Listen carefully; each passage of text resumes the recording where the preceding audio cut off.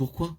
Dans la lettre aux Éphésiens, avec toute la plénitude céleste en vue et le conflit spirituel en relation avec ce qui est montré, l'apôtre prie pour que les yeux de leur cœur soient illuminés.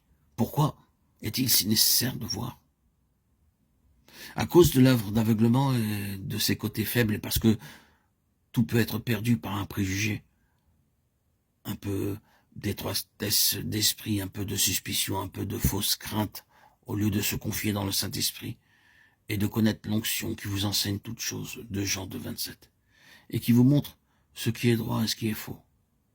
Vous pensez que vous devez vous armer vous-même, au cas où, alors qu'en agissant ainsi, vous pouvez vous prémunir vous-même contre l'Esprit Saint. C'est ainsi que beaucoup font. C'est le domaine du conflit. Spirituellement, c'est comme cela. C'est une sournoise et subtile menace. Mais il y a un autre aspect à ce conflit spirituel. Pourquoi est-ce que le Saint-Esprit introduit tout cela? Pourquoi est-ce que le Saint-Esprit le permet? Vous pensez que cela viendrait naturellement de l'ennemi, mais pourquoi le Saint-Esprit en prendrait-il l'initiative ou favoriserait-il lui-même les occasions?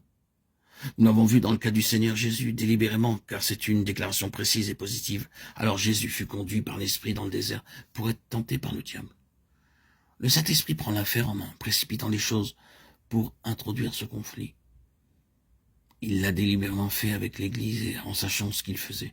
C'est comme si le Saint-Esprit disait « Maintenant, je vais les conduire sur le champ de bataille sans tarder. » Pourquoi cela? Au moins pour une chose, parce que c'est une affaire spirituelle, un héritage spirituel. Parce qu'il y a des forces spirituelles qui ont usurpé la position et qui doivent être délogées. Mais aussi parce que nous croissons spirituellement seulement par le conflit. Le Seigneur s'intéresse à nous.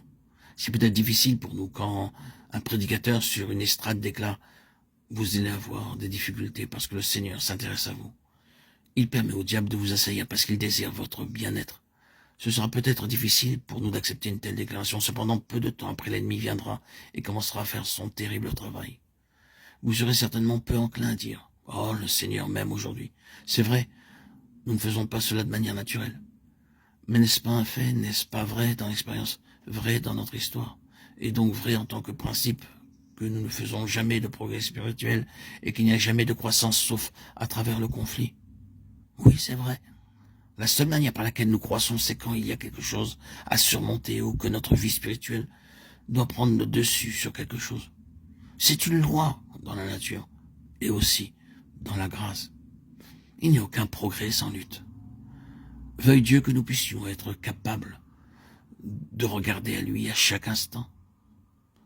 Nous croyons que cela peut être vrai comme un fait objectif, mais qu'il nous délivre d'être seulement saisis par une vérité. Le Seigneur désire des gens qui entrent réellement dans ce domaine, non pas sur le plan doctrinal ni dans le domaine de la connaissance biblique, mais qui le possèdent réellement.